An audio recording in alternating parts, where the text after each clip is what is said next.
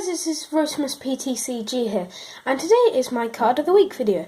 So today's card of the week is Cresselia Hollow from Ultra Prism. So, this card may not look amazing when you first look at it, because it's a Cresselia, and who really remembers Cresselia? Put in the comments below if your favourite Pokemon's Cresselia. I bet no one's going to comment. So, basically, I really like this card because it's a 120 HP basic Pokemon, so it's a basic, which is a good sign. 120 HP is pretty decent for a basic, non-GX. Its retreat cost is 1 colourless, which is pretty good, and it's weak to Psychic.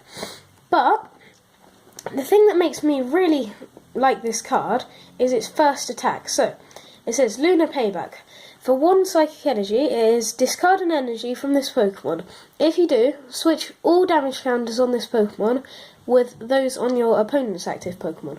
So, if your opponent had done a 110 damage hit on you, and you couldn't take any more damage, you could just use this attack and switch it back on them.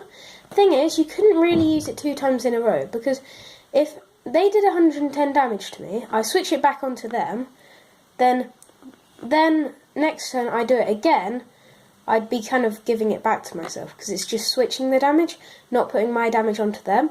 So, although it is a really good card, you do need to be careful with it. Its second attack is also pretty good, but I'd be using it for the main attack, for its first attack.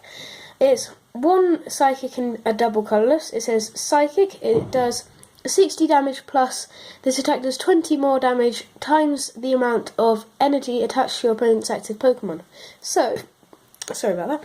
So, if your opponent had, say, 4 energies on it, that'd be 4 times 20, so that is 80. And then it would be 80, add 60, so that is 140 damage for 3 energies. You can be hitting crazy amounts there. Think about something like a Gardevoir or Raichu, where you need loads of energy attached to it to do loads of damage. It's pretty much it. In fact, this is actually pretty much a Gardevoir, but it just doesn't count your energies as well.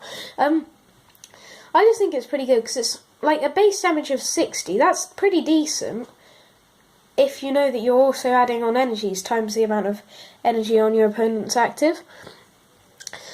But yeah, so I basically think this card's a really good card, and it should be used more often in decks.